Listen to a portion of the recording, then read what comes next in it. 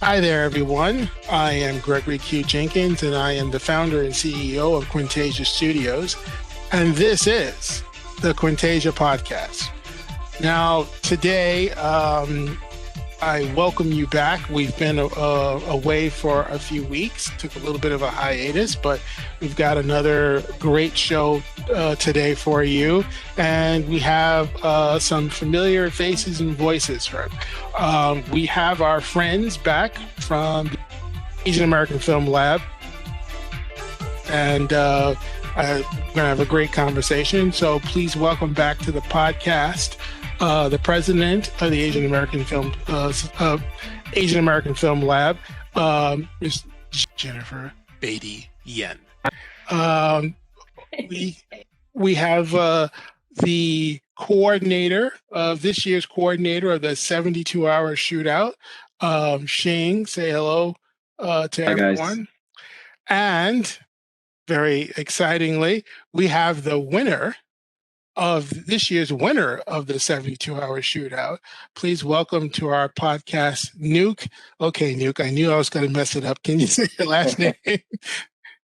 Suwanchote. Okay.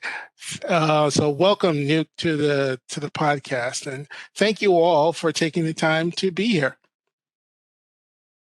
Yeah, it's a pleasure. Thank you, Greg. So I'll start with you, Nuk, since you were the winner of this year's competition. Was this your first year participating in the 72-hour shootout? This was, and I had a lot of fun doing it. I didn't know necessarily that it was being run before, maybe like a month before. But then when I heard about it, I was like, oh, that sounds like a lot of fun. And I'm actually surprised that it's not more known. I would have thought like something like this that's so much fun. And I would have thought it'd be even more well known than it is now because it's so much fun and a great opportunity for filmmakers. I think it's really, really beneficial for a lot of filmmakers all around the world. And Jen, let me ask you, in terms of so compared to 2020, I should say. Did you get more entrants this year? Was it about the same? How would you categorize that? I'm actually not 100% sure. I think we did get more this most recent shootout, more entries. This year and last year, Shing, who was our shootout coordinator for this year, and Tyler, who was a previous grand prize winner of the 72-hour shootout multiple times, and the coordinator prior, they both had to deal with COVID. So they both ran the shootouts in isolation. It's the first time in the history of the shootout, which has been going on for 17 years, that's happened. Global pandemics don't happen often. So they had a lot of challenges in dealing with that. But I was really happy. I was really happy with the number of people that participated, with the outreach. And I was really happy with the people that tuned in, because the competition does a lot of things. It provides mentorship, it provides support, it provides education.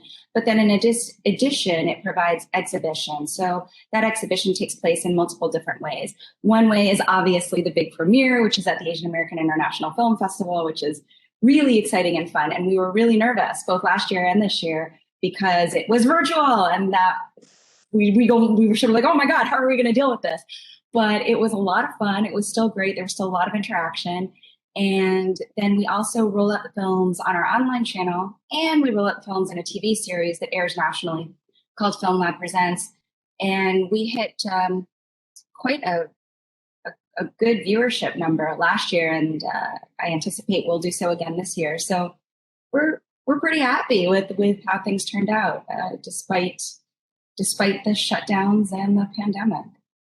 Well, that's great, and it's a great contest. And I looked at the top 10 films, and they were all great. My hat's off to all the filmmakers that participated. Um, so, Shing, what was the biggest challenge for you? I guess maybe because I think you moved in the middle of this, that might have been the biggest challenge. But what was the biggest challenge for you? It's a very good question, Greg. I would say the biggest challenge is not being able to work in person. I believe that for the past film competitions, there was more of an intimate working relationships with the colleagues and all, and then also everybody working in the Asian American Film Lab. Since our organization is based in New York, if I could do it again, I would love to have that in-person experience, just so that I think everything will work out very good if that is the case. However, I think remote working has definitely been a challenge, but been a very positive challenge for me. Just as someone who works in film, I think communications is very important, and definitely that was I had a big learning experience and growth from working as the coordinator this year and making an entire film festival remotely. And I can imagine that just the experience of being with all these other creative people had to be rewarding unto itself. For you, Nuk, what would you say? What was the biggest benefit that you got by being participating? Connecting and talking to other filmmakers and the mentorship Jennifer brought up has been really, really, really beneficial. I talked to a couple professionals through the Asian American Film Lab, and they were really, really, what they had to say was really profound to me as a filmmaker, both in the business aspect and the art as well. They told me a lot of things that I didn't know or I wasn't necessarily sure about. So with the conversations I've had with them, I can kind of focus on how to move forward. And any sort of event where you come out being able to move forward with your career or dreams is, massively beneficial. And this was definitely that. So I was really, really thankful for that. I just had a conversation with Daniel Sakai yesterday from Crossings TV, and he was dropping gold nuggets every other word, and I was like, well, whoa. So yeah, that was really, really, really helpful. It's the networking aspect of these things. You can't overestimate the impact and just how great it is to be able to have that opportunity to speak with people who are in the business that you want to be in. So I know it's a great thing. Jen, why don't you give us a little more context and background on the 72-hour shootout? Sure. So the shootout is one of the Film Lab's programs. The Asian American Film Lab has been around since '98. We're a nonprofit. We promote gender and racial parity in entertainment media with a focus on Asian Americans. Shootout is a program that's been running for about 17 years. We partner with various executives and networks like Marcy Phillips at ABC, Jandis and Grace Moss, who were formerly of NBC, and a whole bunch of other, Daniel Sakaya, all these really phenomenal people.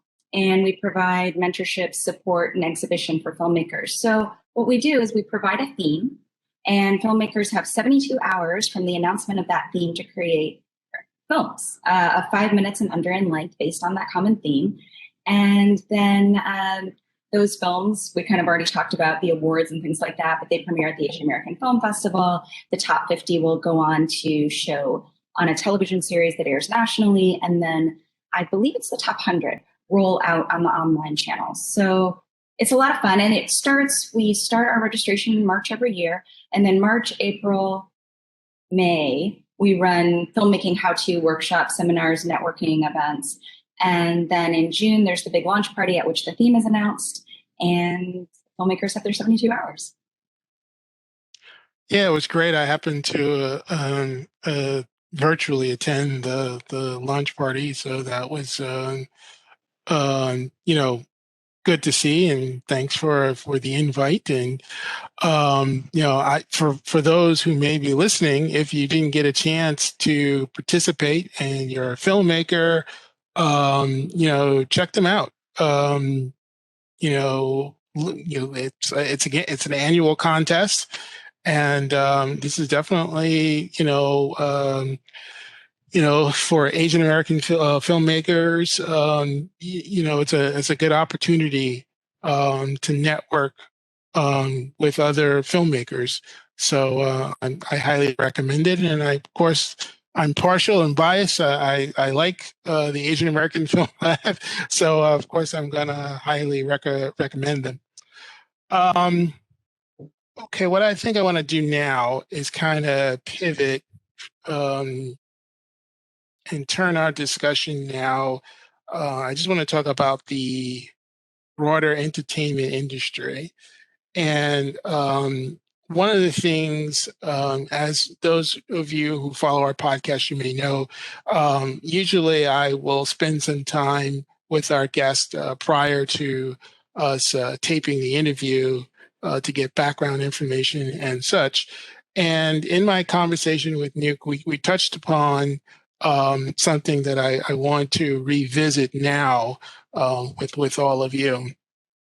And the experience that Nuk related to me is when he was shooting or casting, I should say, for his film that he won for, the difficulties he had in getting Asian American actors and African American actors to apply for the role.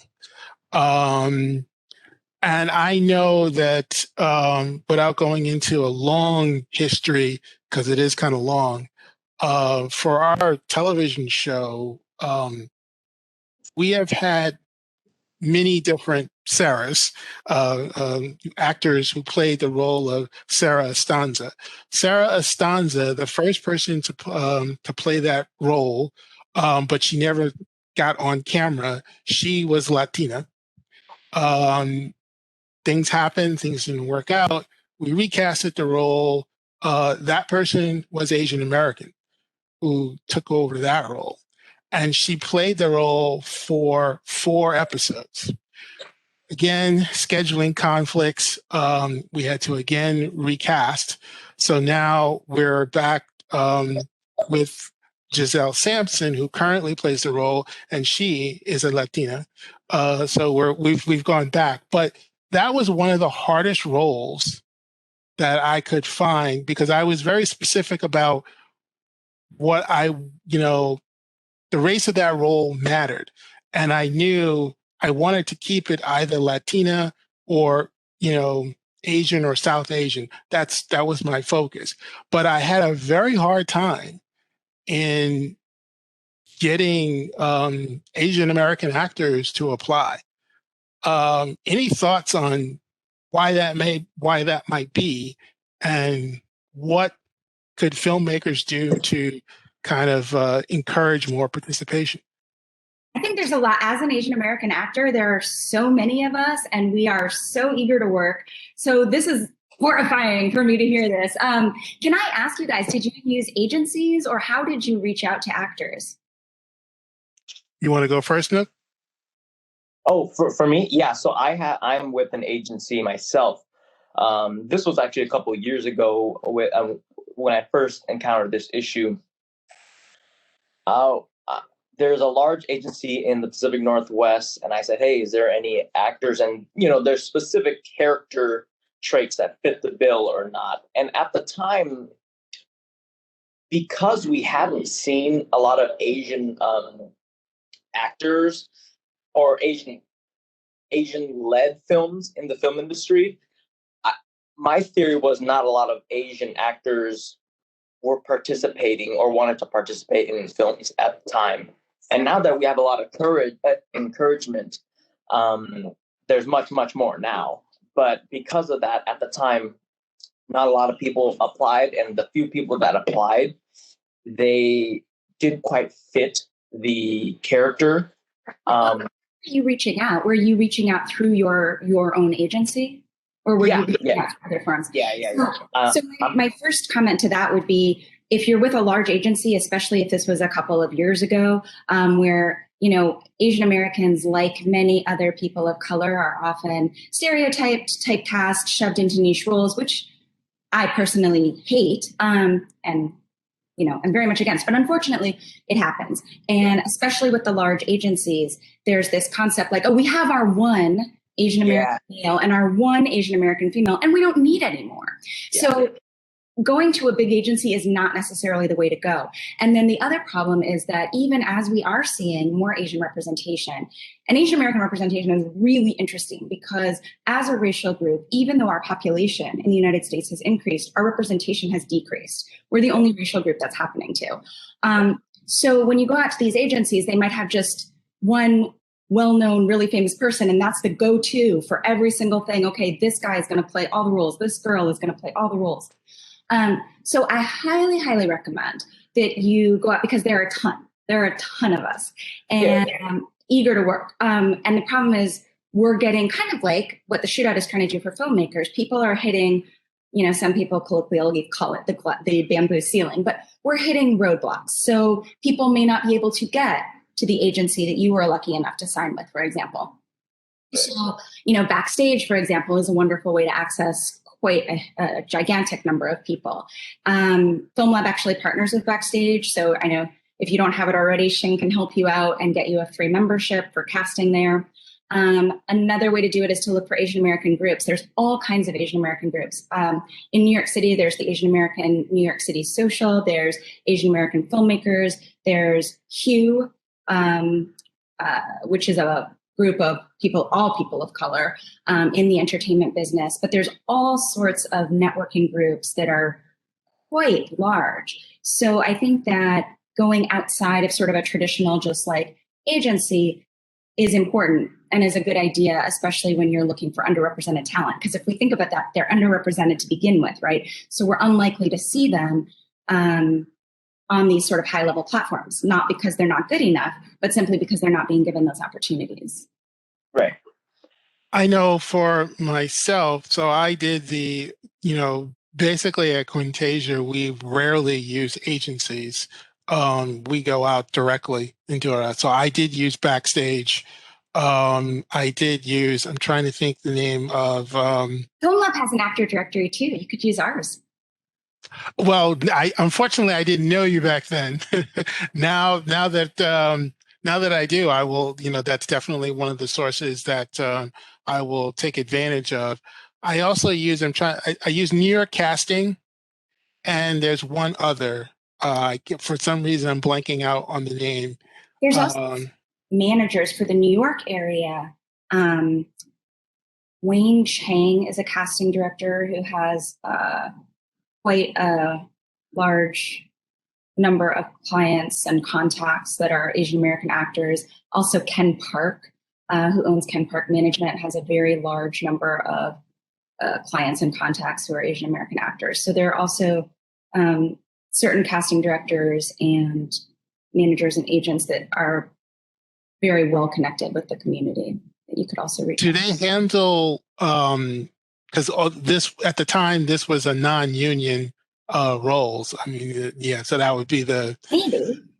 I don't think I've done a non-union project in a really long time, so I don't know for sure. But I mean, even if they don't do non-union, I'm sure they know people that do, or they know actors that are non-union and can kind of direct you. Interesting. Now, Shing, not to leave you out.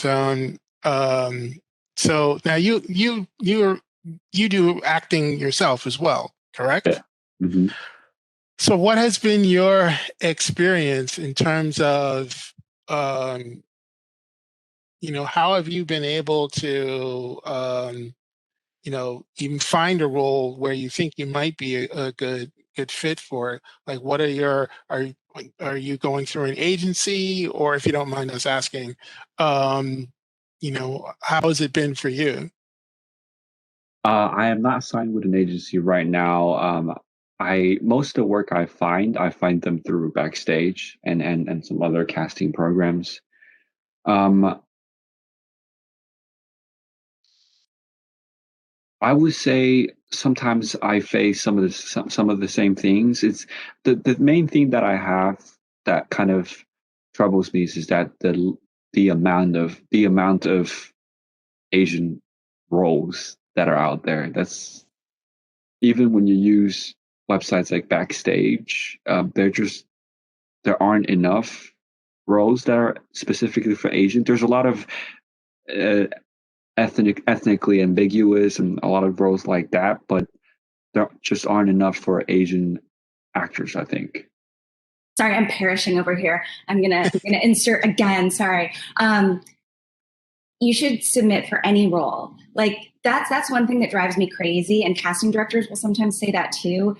They'll say, "Well, I'm eager to cast Asian American actors when the role calls for it," and I'm like, "But what does that really mean?" Because the default casting, if you have just a random role, default casting shouldn't be white. Default casting should just be whoever's best for the role. So I think that you're limiting yourself if you're going out there and you're saying, I am only seeking Asian or ethnically ambiguous roles. Not to say you should not filter for those, that's fine. But you should also be looking for just any old role, and any role that sort of could be any contemporary American. Shing, you can play it. And I would go for it. Thank you. Yeah, that's definitely something that. Thank you, Jen, for telling me that. That's definitely something that I will try to go after actively as well. Like I can tell you from my experience on the other side of it, normally when I write roles, the lead roles for our story, the null hypothesis, was a little different because I was intentionally trying to make a statement in the lead casting. So it was race specific because I wanted to make sure we had a diverse cast. But generally speaking, like if we have, let's say, if there's a courtroom scene and there's a judge, there's no race associated with that role. It's whoever we find who's good, who's believable, who's available. Boom, that's who's going to get, whether they're Asian, whether they're Latino, Native American, whatever they may be. And that's going to be our philosophy. Is we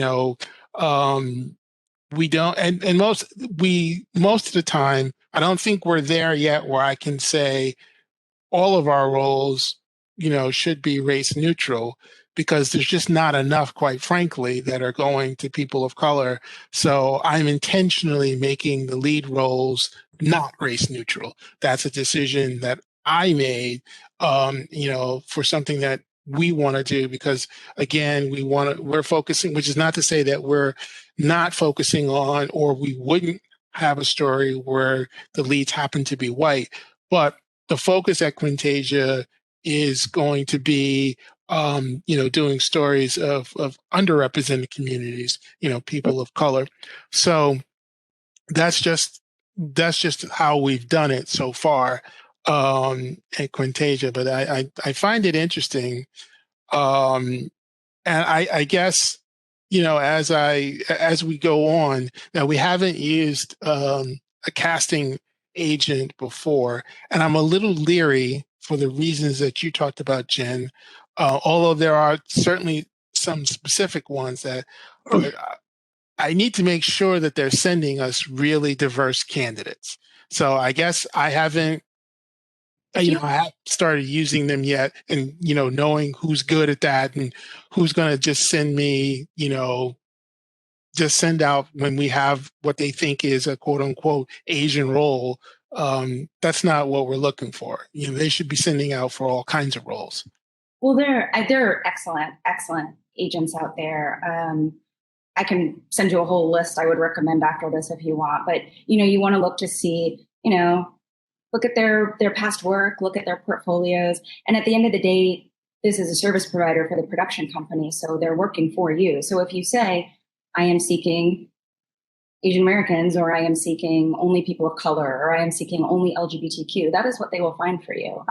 I have found them absolutely invaluable and, really fantastic. So obviously there's there's a lot we need to improve in the entertainment industry insofar as diversity, parity, and equality. But if you, especially when you're in the producer position, which is the power position, and you can go out there and say, this is what I want, you, as the producer, you're going to get what you want.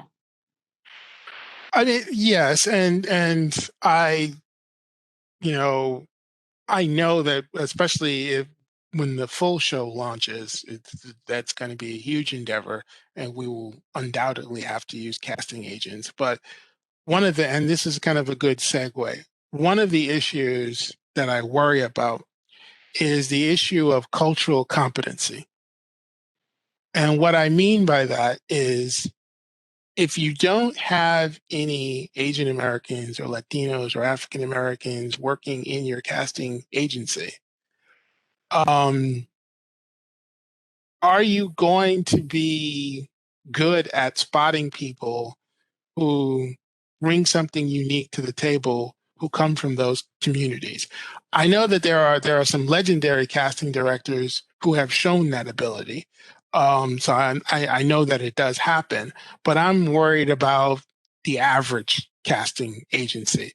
If you like, same thing with writing staff. If you don't have people of color on your writing staff, then you don't have cultural competency to talk about people of color.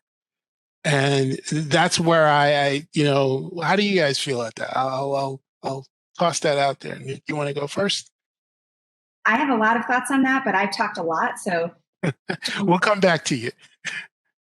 Nuk, you want to? So actually, for the 72, the writers, we were Asian, people of color. So for this project, to kind of clarify, nowadays with the Facebook groups, with the agencies, we were actually able to get all the Asian lead roles that we wanted to. And we were specific because we knew what we wanted. We knew this guy had to be Asian like this, and this guy had to be Asian like this, and this guy had to be Asian like this, because they play a different dynamic on screen.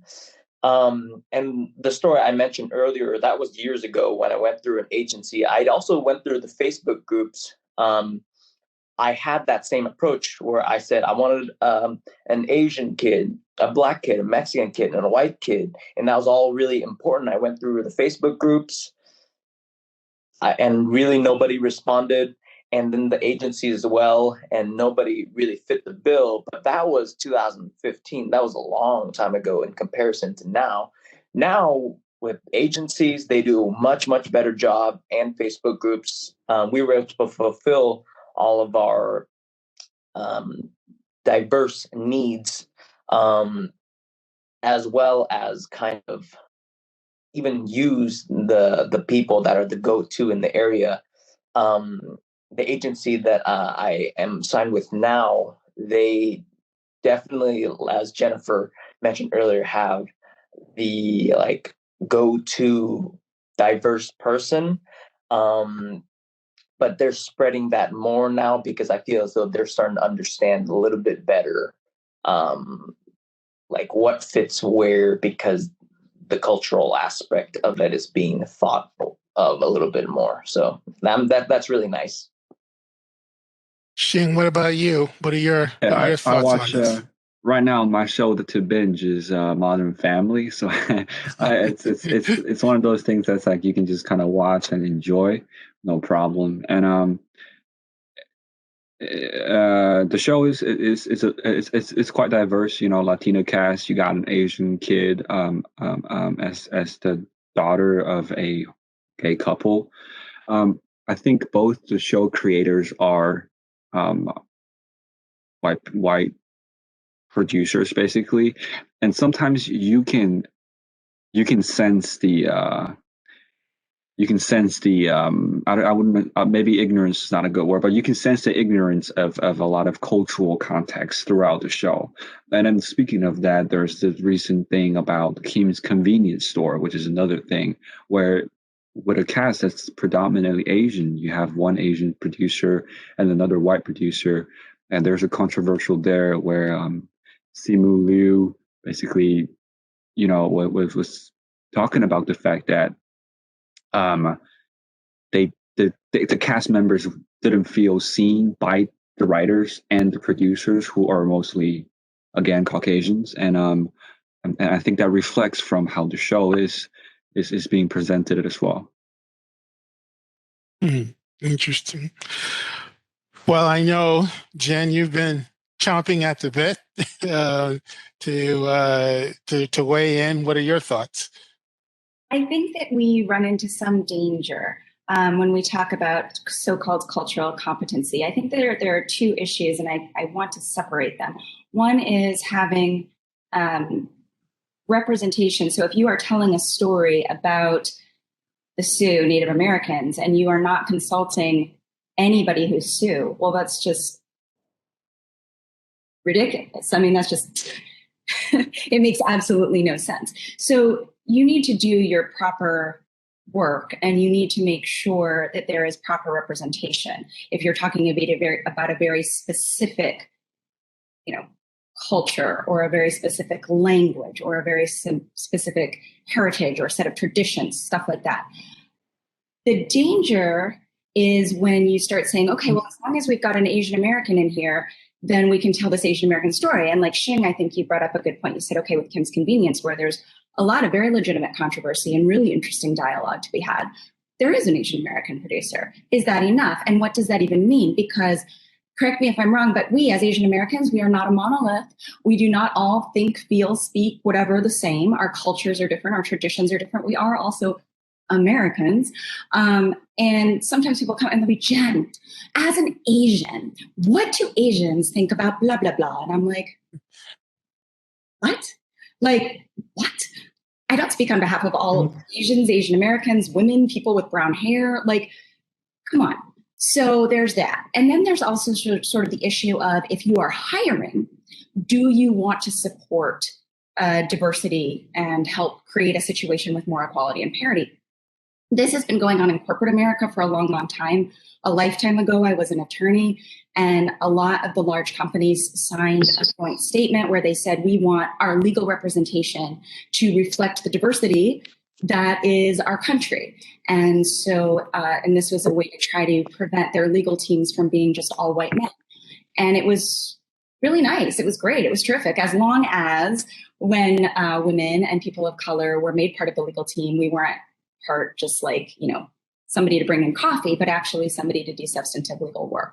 So going to what you're talking about, if you are saying that you feel that the casting director needs to have a person of color on their staff, I would kind of want to flesh that out a little more. What do you mean by that? Do you mean, you're assuming, first of all, that the casting director is not a person of color? Perhaps you might want to seek a casting director who is a person of color if you just to support diversity.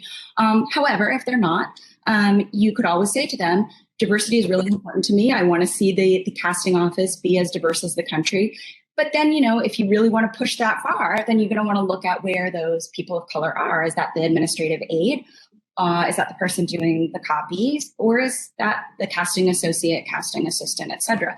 But if what you really want to do is kind of support businesses owned by people of color, which is perfectly fine, although I don't use color as a way to choose casting directors. I just use kind of how I feel about the person and what their book of business is, and what the needs in the genre are at that particular moment in time. But if you do want to use that, then I would suggest go to the Casting Society of America and ask them, be like, hey, I'm really looking to hire casting directors of color. Can you just give me a directory? Can you give me a list? And I'm sure that they will.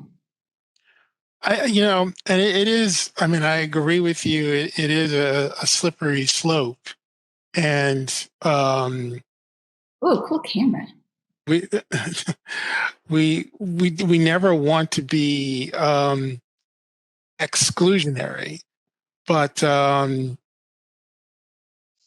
where I sit on this issue, at least for right now, is I hear when I go to these film markets and things, so many stories about and I'm just thinking of the last American film market that I went to.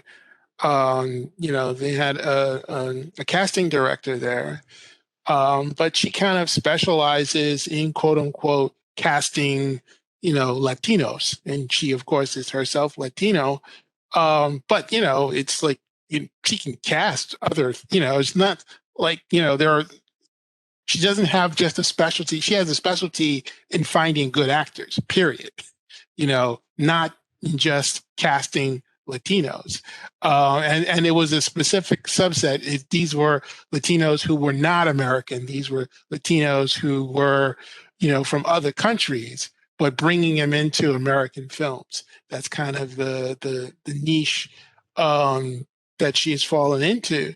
But I mean, she can she can cast other things, and so I'm of two minds. It's like how do we, unless someone makes a conscious effort to give that person an opportunity to cast, like say a Bridgerton or something like that, where you have very all sorts of diverse characters and roles in there, and she's not quote unquote the Latino casting director. She's just the casting director.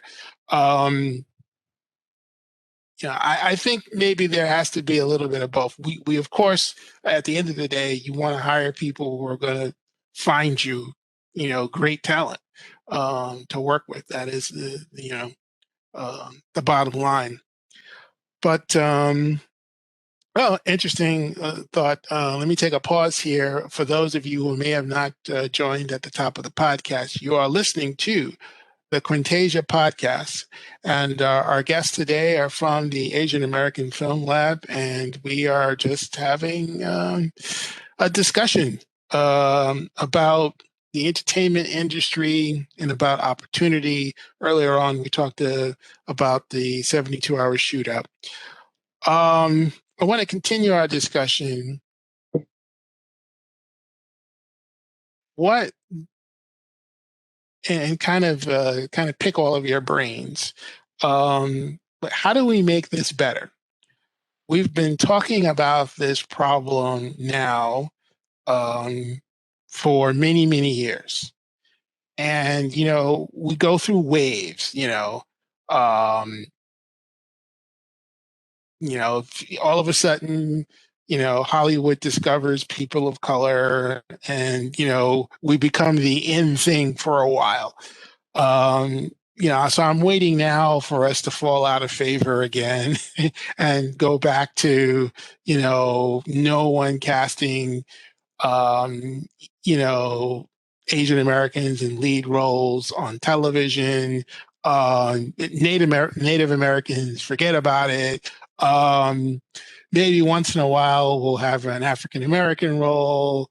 Um, you know, I'm not to be the eternal pessimist, but I kind of feel like I'm waiting for that turn to happen where we go back to when we're not quote unquote in vogue.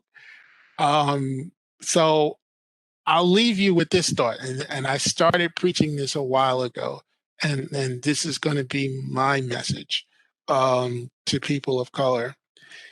If I took the spending power of African Americans, of Latinos, and Asian Americans in the US alone, that's nearly $4 trillion a year.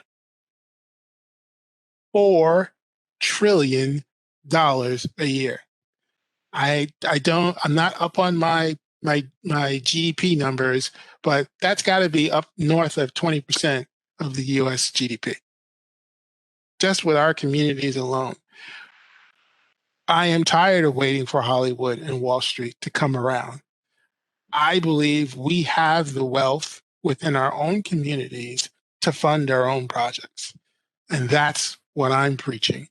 That's what I want us to get out of the mindset of, oh, we got to convince Disney. I don't want to convince Disney.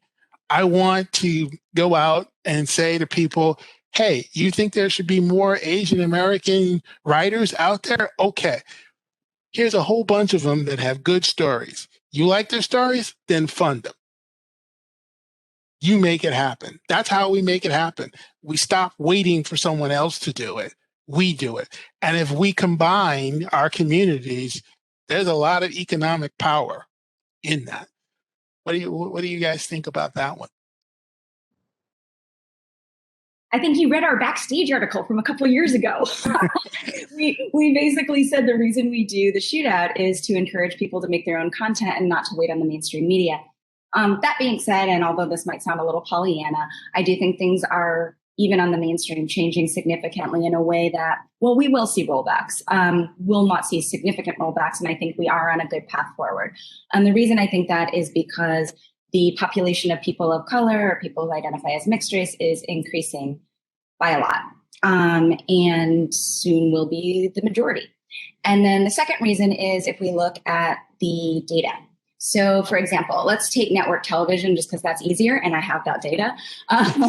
But if you look at network television, you'll see that there isn't, diversity is like this, and the networks are suffering. And this was pre-COVID; they were suffering, other than Telemundo, which was doing great. But if you look at streaming and you look at online content and you look at sort of these sort of little upstarts, like what you see is that the more diverse content does better. And that's true on network as well. But the other groups have been more eager to embrace that. And it actually makes more money. And so, for a long time, people said, well, if diverse content made money, we would do it. But it's for sure, absolutely, undebatable, diverse content in America does make more money. Nonetheless, people don't necessarily want to jump on the bandwagon, but it does make more money. And interestingly, over the pandemic, I think that we saw the pandemic, here's a silver lining, as somewhat of an equalizer, because large studios couldn't get their stuff out. They couldn't get large productions done because of the quarantines, because of the shutdowns. However, a lot of the smaller groups could. And, we saw a lot of women in particular, like Emerald Fennell and obviously Chloe, who just took us all by storm. We were just like, oh my God, this is amazing stuff. And women, like people of color and other, it's another underrepresented group, right? Often don't get funding, no matter how good their project is. And so this is a situation where the smaller projects were actually easier to fund because the big projects simply could not go forward. That is where I think we will see the rollbacks, because as the big studios really ramp up their production again, I don't think they're going to really learn a lesson from last year. And I think they're going to go back to doing what they were doing before. That being said, we've already created such good traction that I think as long as we just keep pushing it, we're on a really good path.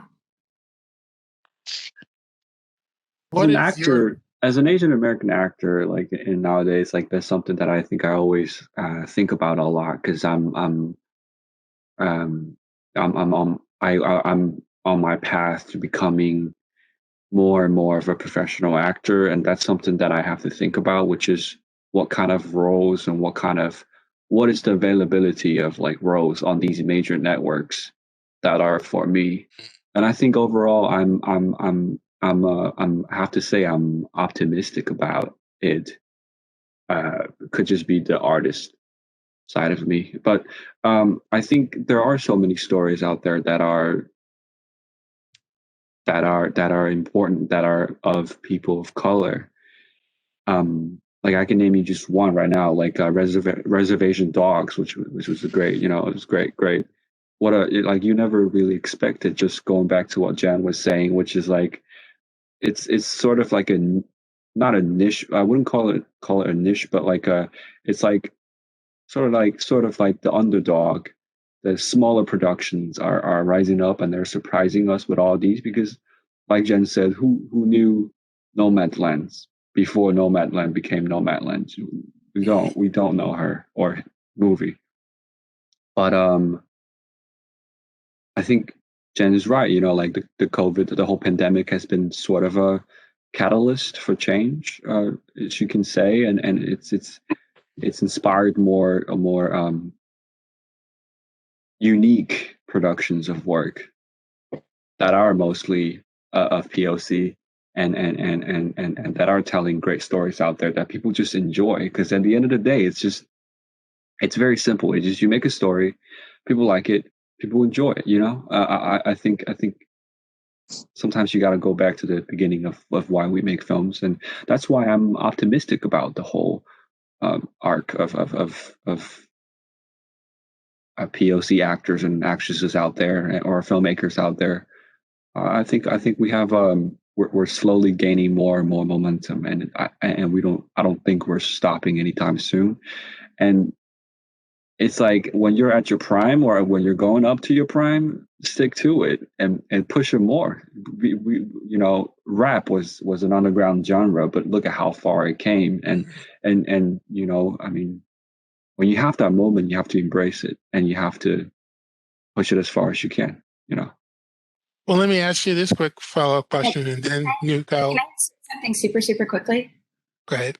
Shing brought up Nomadland, and I just wanted to just sort of circle back with the cultural competency argument. So with Nomadland, you know, that's an interesting one because that's a story about the sort of disenfranchised white person who's been working in this, you know, industry that's dying. And the director is an Asian American woman. So one could argue that she shouldn't have had the cultural competency to direct that, but she did an amazing job. So I think we need to just be cognizant and careful about these arguments about putting, you know, only one type of person can tell a particular type of story. Because although, you know, we have seen way too many stories only through the white male lens, to say that it can never be told through the white male lens, we have to just be careful, because if you take that argument to the other side, you might have an argument you don't like anymore. But anyways, right. Please continue. No, yeah, I definitely agree with that. And that's why I say I was of two minds on that particular issue. So Shing, let me ask you this question, and then Nuka will conclude with your thoughts. So as an actor, as you know, many actors, particularly now, what I'm finding in terms of when I'm starting now because there's a short film that we want to do, and I'm trying to put together financing for it. And we're going to some of the bigger names in financing. And one of the issues that, you know, which I knew was going to happen, was when I told them what the budget was, because we're going to spend quite a bit of money for a short. But my argument is one of the things that COVID has done is shorter productions are kind of now in vogue, because the less time you have in terms of shooting days, it's less of a cost, because COVID adds about 30% to the cost of production. So they're looking for shorter productions. And there's now more interest in short films. Plus there's more outlets for short films to make money. And I think for people of color, because it is harder for us to get the larger financing to do a full feature, short films is where we're going to live until we get to that next level. So that's the bet that I'm making. And that's the argument that I'm making to them, is that you guys aren't really in this space, the 3 Point Capitals of the world and all those that do the equity fund. I mean, not to say that they don't finance shorts, they do, but not at the level that I want to do them at. So I'm making that argument to them that, hey, that there's room for that. But as an actor yourself, as you know, probably Shing, actors are creating vehicles in order to, for themselves, so that they, creating work for themselves. Have you ever given that thought? Do you have plans to do stuff like that? I'm not sure if I understand. Give a thought to do what? So, and like for instance, maybe either write your own story, or you maybe take on a partner, you buy some IP, and you make a film, with a role, that for yourself. You taking, like a Reese Witherspoon, Viola Davis, those types who are out, they're out there now, making films for themselves. Yeah, Reese Witherspoon has a whole team of people who are just out there to buy IPs, buy books, and buy IPs of books, and she's turning them into movies for whatever she's. Well, she had it. She sold it. She saw, yeah. For a lot of money, I might add. I think that's something that an actor always has to think about, and Nuk, I think you can point to that as well, because you are an actor and you also are someone who makes content. For me, yeah, if I have a story on my mind that I really want to tell, yes, I would love to. I would love to go that route. I think that's a big way. That's the way that a lot of actors actually did make it.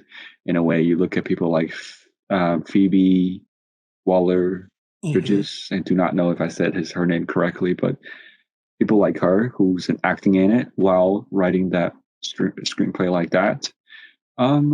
Yeah, it's something that I think I definitely want to do, and I definitely want to create. When I don't know, but I think maybe Nuk, you have a better idea because you do that. You've done that already. Yeah. So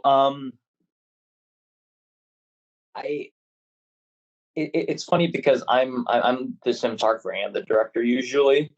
So there's it's really hard to act in front of the camera that you can't see. It's not that it's impossible, but without a cinematographer, you don't know if you're doing a good job or not. And in the beginning, I was like, dang, I'm not getting the opportunities that I would like. So I'm going to go ahead and just go and do it. And that's really, really beneficial, especially if you're good. Instead pretending I'm not a cinematographer, Shing, and I was like, I think I need some work. I want to showcase to the world about how great I am in acting for you. I'd be like, all right, I'm just going to do it. I'm just going to go ask the cinematographer and write a little story and just do it. And now once it's done, you have a piece of work that you can showcase. And because I work in the commercial space of filmmaking as well, just that little piece could be everything. When a director is like, hey man, can I see your work? A producer, more like for the commercial, I'm like, yeah, here it is. And after they see it, they're like, all right, simply because of that one project. And right before, just like what we're talking about here, I did that, and I had the opportunity. I'm not trying to say it was like a big deal, but me and one other actor I knew, we both auditioned for the lead role of Shang-Chi. And we went through a couple rounds, and I am fairly confident without making that content with myself, I wouldn't have had the opportunity for them being like, oh, okay, yeah, because in the earlier stages, they're like, hey, can we see your headshots? Okay. Can we see your resume? Okay. Can we see a reel? And I was like, ooh, I already got that ready because I shot all this stuff with myself. And they're like, okay, here's the lines, and do the audition. Let's see how you do. And oh my goodness, those lines were tough. It was literally 3 pages. But it was like a Marvel blockbuster, right? So that it should be tough.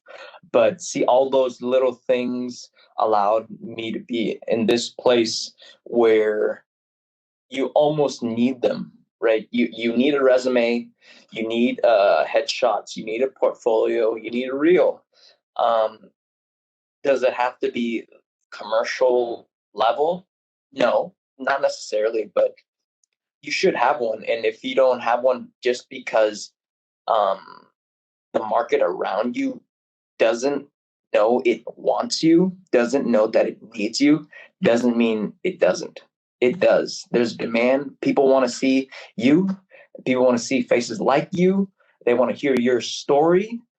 And in the commercial aspect, you just need to show them. You just need to tell them. As soon as I started doing it, cinematography and directing, now people are hiring me. My producers that I work with for the agencies, like, hey man, will you do it for this amount of pay? And it's like, I'm really lucky to be able to do those jobs simply because I just went out there and did it. So, yeah, man, I think it's essential. And at first, when I was younger, I thought it was like, oh, is it a little egotistical maybe to make a film with myself or about myself?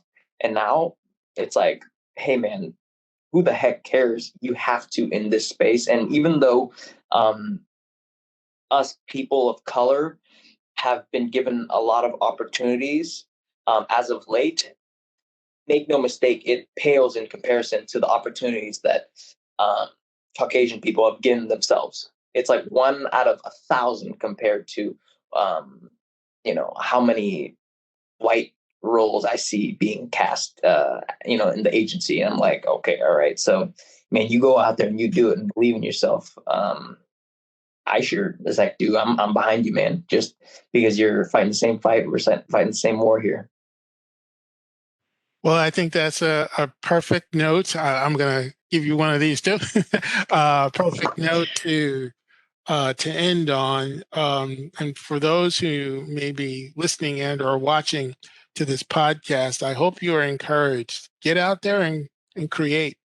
Don't. I think that's one of the best things about contests like the 72-hour shootout. See what I did there? How I circled back. I think that's what these contests can teach you. Get out there, be in the community. Don't be afraid. Almost everyone has, a smartphone. Don't worry. When I know me personally, when we were casting, we had various qualities of self-tape. Some you could tell were just an iPhone. Some were, more, professionally produced. But, that you can just go ahead and don't be afraid. Just go out there and do your thing. So on that note, I want to thank our guests today for being with us. I certainly appreciate your time. It was a great discussion. Great to see you both.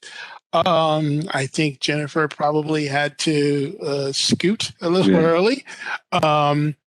But thank you both, and good luck to you both. Thank you, Greg. Thank you for this platform. No, thank you guys. And please stay in touch. We want to hear how you're doing, and, we'll be looking for opportunities to collaborate in the future. That's what we're about, building a community. Thank you, Greg, and thank you, Shing. Honestly, just as a creative, this whole entire project has been very uplifting.